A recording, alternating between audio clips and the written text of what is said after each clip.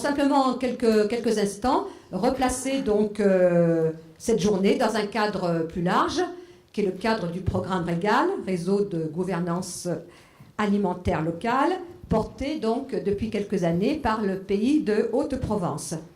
En fait, ce programme est parti d'un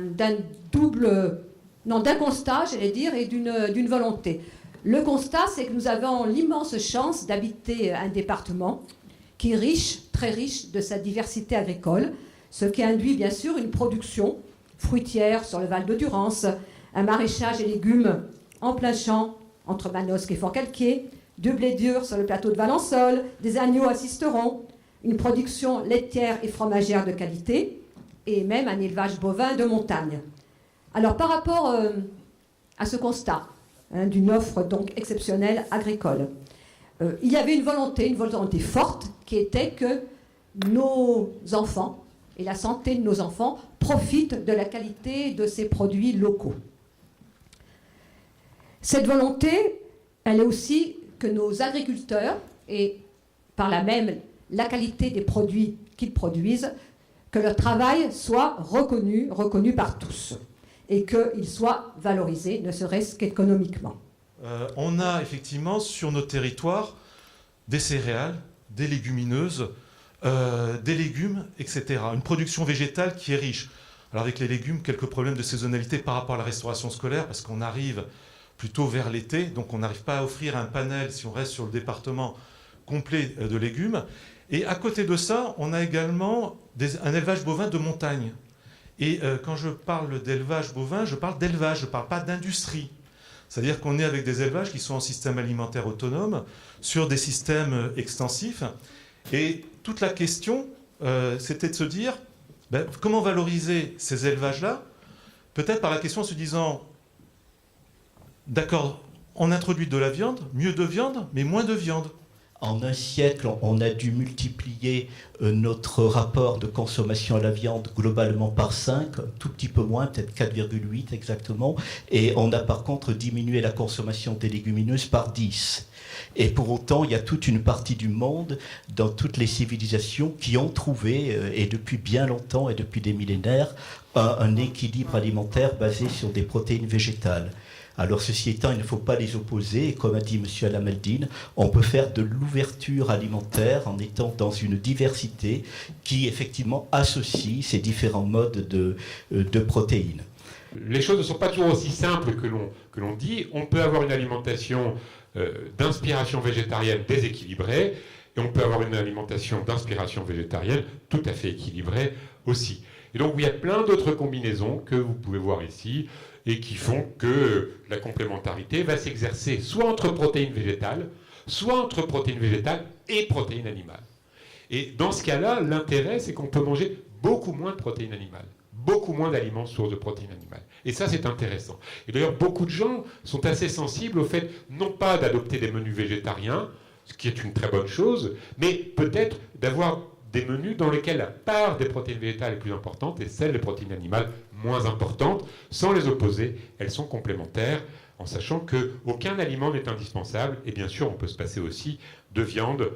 La viande n'est pas un aliment indispensable. Ce qui est indispensable, ce sont les protéines, et c'est pour ça que vous nous avez lancé là-dessus. Et donc la commensalité, on parle souvent de convivialité. La convivialité, c'est l'ambiance, mais la commensalité, c'est le fait de manger ensemble véritablement. Ça vient de cum, qui veut dire en latin ensemble avec et de mettre ça à la table. Commensalité, en réalité, c'est que quand on mange seul, le plus tranquillement du monde, on peut manger à peu près comme on veut, alors qu'en revanche, quand on mange avec d'autres, il y a une certaine régulation sociale qui s'exerce, et ça a des effets qui sont importants et qui vont impacter ce que l'on mange, en quelle quantité et comment. C'est bien documenté du point de vue des publications scientifiques depuis presque un siècle maintenant, à la fois chez les animaux et chez les humains. Et donc, ces effets-là de la commensalité, eh bien, quand on veut ou quand on souhaite agir sur l'alimentation des enfants, des adolescents, c'est peut-être un des leviers qu'il est intéressant d'actionner. L'hospitalité, pourquoi l'hospitalité ? Parce que, eh bien, on est au cœur, là aussi, de la notion de service. On est dans des restaurants scolaires, on se demandait quel type de restaurant, quel type de service également. Et l'hospitalité, au sens du pacte social, c'est dans ce sens-là qu'on l'entendra. Alors, la consommation, ça a été dit, hein, on est passé d'en moyenne 50 grammes par jour et par personne. Ce qui est curieux, c'est qu'on retrouve ce chiffre, enfin, autour de ce chiffre à peu près sur toute la planète, dans les alimentations traditionnelles. Les légumineuses n'ont jamais, sauf quelques pays africains où on est beaucoup plus haut, été un aliment principal de base. Quantitativement, l'aliment de base a toujours été la céréale ou quelquefois dans certains pays les tubercules, et ça a toujours été un complément et on tournait toujours autour de ce chiffre, et aujourd'hui on est à 5 grammes. Voilà. Alors les causes, j'en passe, elles sont diverses, médicales, parce qu'il y a eu une époque où les médecins, et ça a été vrai juste après la Seconde Guerre mondiale notamment, tous les médecins disaient il faut manger de la viande, ça donne des forces, et puis plus vous mangez de viande, mieux vous vous portez, enfin j'exagère à peine. Donc, mais il y a surtout eu une cause sociologique. La viande, c'était l'aliment des jours de fête, des dimanches, des gens aisés, des jours où les revenus ont augmenté et l'industrialisation de l'élevage a fait baisser relativement le prix de la viande. Eh bien, on a... les gens se sont dit, du moment que j'ai les moyens de manger de la viande tous les jours, voire à tous les repas, pourquoi je ne le ferai pas ? Quand on travaille sur la légumineuse et la céréale non raffinée, on travaille sur la satiété. Et là, on aborde aussi un autre sujet qui relève aussi beaucoup des croyances. C'est qu'aujourd'hui, on a besoin d'avoir du volume, mais dans l'assiette, hein, mais souvent au détriment de la qualité. Donc on a du volume avec beaucoup de calories vides, quoi. Dedans, finalement, c'est du volume dépourvu de nutriments. Donc nous, on essaye de remettre des petits volumes, mais hyper denses nutritionnellement et hyper rassasiants. Et ça change tout, justement, au niveau des plateaux, au niveau de la qualité servie dans l'assiette, etc. Quand on vous dit il faut réduire le grammage de viande, souvent, moi, j'entends qu'est-ce qu'on va mettre dans l'assiette ?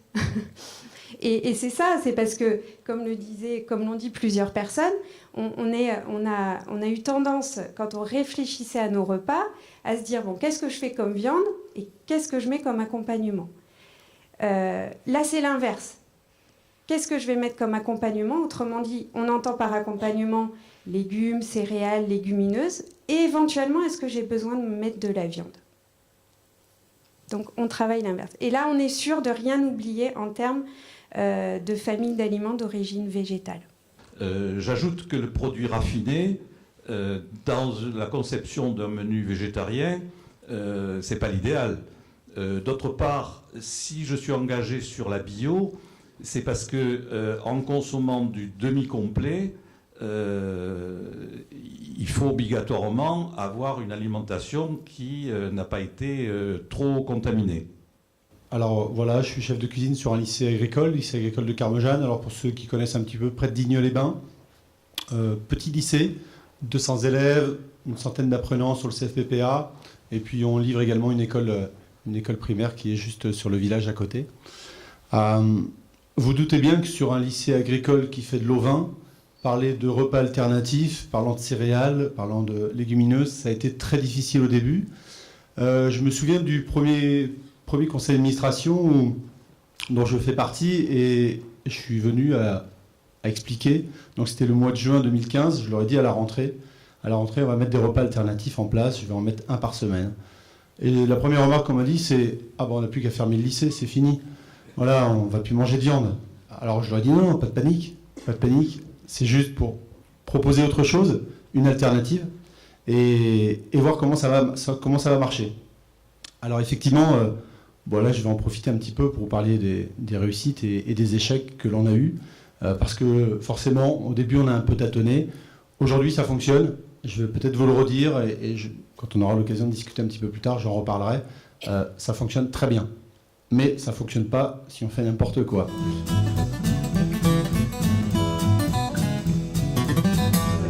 Nous sommes dans l'obligation de respecter le GRMCN. Il y a très rarement de l'ouverture. Je connais une commune qui est Fort-Calquier qui le fait, mais c'est vraiment, je dirais, un cas particulier. Qu'en est-il des allergies? Parce que c'est vrai qu'il y a beaucoup de problèmes d'allergie qui se mettent en place. Donc nous, vous avez bien compris, on a affaire à des adultes, étudiants, qui ne veulent pas être traités, on l'a plusieurs fois vu, comme des enfants. Donc on n'a pas de choix à faire pour eux, on leur offre le choix. Et donc mon travail, c'était de leur apprendre à choisir ce que de toute façon ils feront plus tard.